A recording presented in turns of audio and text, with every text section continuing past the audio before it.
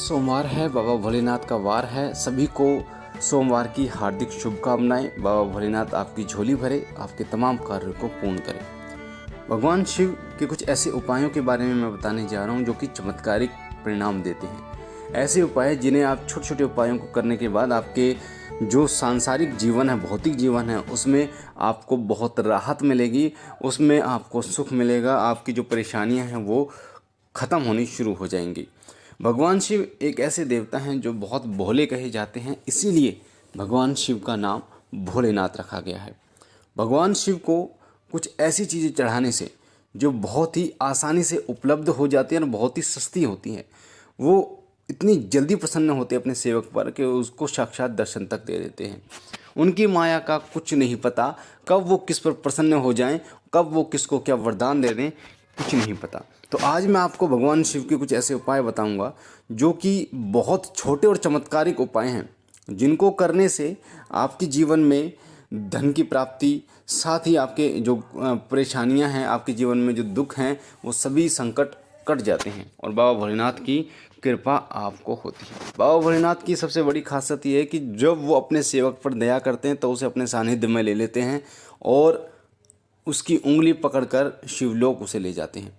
तो सबसे पहला जो उपाय है वो है, भगवान शिव को अगर आप चावल चढ़ाते हैं तो आपको धन की प्राप्ति होती है। यानी कि आपकी अगर दरिद्रता है तो वो जो दरिद्रता है वो ख़त्म हो जाती है और भगवान शिव की कृपा से आपके घर में बरकत होनी शुरू हो जाती है, पैसे में बरकत होनी शुरू हो जाती है, काम धंधे लगने शुरू हो जाते हैं। आपको पता भी नहीं चलता पैसा कहाँ से आ रहा है, कैसे हो रहा है सारा काम, और पैसा बचना शुरू हो जाता है। तो इसलिए भगवान शिव को अगर आप चावल चढ़ाएं तो सबसे उत्तम रहता है। दूसरा उपाय, भगवान शिव को अगर आप तिल चढ़ाते हैं तो भगवान शिव को तिल चढ़ाने से समस्त पापों का नाश होता है। भगवान शिव भोले शंकर हैं और मात्र छोटी चीज़ों से प्रसन्न हो जाते हैं, जैसे तिल चढ़ाने से आपके समस्त पापों का नाश होता है। इसलिए सोमवार को भगवान शिव को तिल जरूर चढ़ाएं।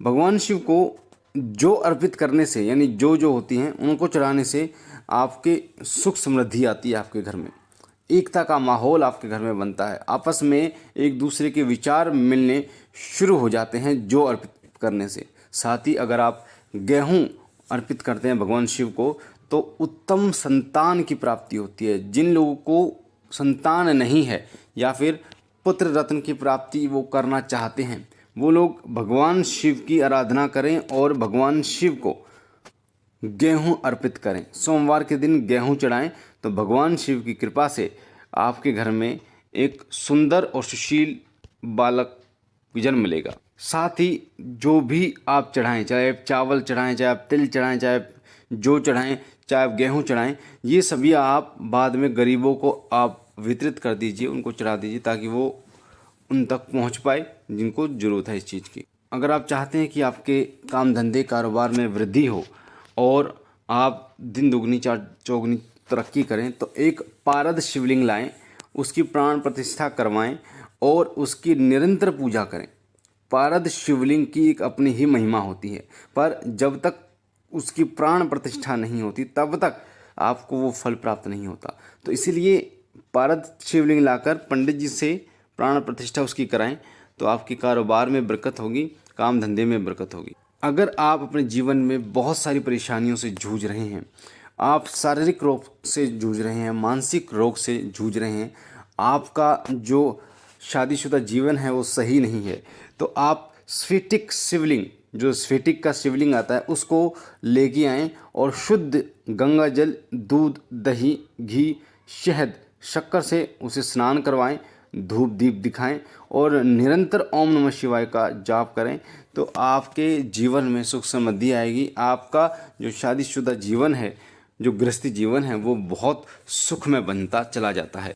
अगर आपको कोई शारीरिक रोग है जो जा नहीं रहा है तो निरंतर शिव मंदिर में जाकर महामृत्युंजय मंत्र का 10,000 संख्या में जाप करें तो जो भी शारीरिक कष्ट होगा वो कष्ट आपका दूर हो जाएगा और साथ ही आपके प्राणों की रक्षा भी होगी, आपके शरीर की रक्षा भी होगी। हर प्रकार से आप जहाँ भी जाओगे, अगर आप चाहते हैं कि आप अपने शत्रुओं से मुक्त हो जाएं, यानी शत्रु आपको परेशान करते हैं, आपके दुश्मन आपको परेशान करते हैं, जैसे आपने देखा होगा जब आप तरक्की करना शुरू करते हैं तो वो परेशान करना शुरू कर देते हैं। कई तो ऐसे होते हैं जो क्रियाएं करवा देते हैं।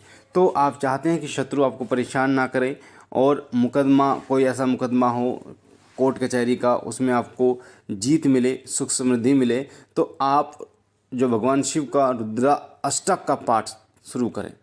रुद्रा अष्टक का जो पाठ है वो आप सोमवार या फिर प्रदोष के दिन शुरू करें और नियमित डेली 21 दिन तक करें, तो कोर्ट कचहरी साथ ही समस्त सुखों की प्राप्ति आपको होती है। साथ ही अगर आप भगवान शिव को प्रसन्न करना चाहते हैं, समस्त सुखों को प्राप्त करना चाहते हैं, तो हर सोमवार को पंचामृत से भगवान शिव को स्नान कराएं, विधिवत पूजा करें और बेलपत्र चढ़ाएं। तो भगवान शिव की कृपा से आपके घर परिवार में सुख समृद्धि और भक्ति की प्राप्ति आपको होती है।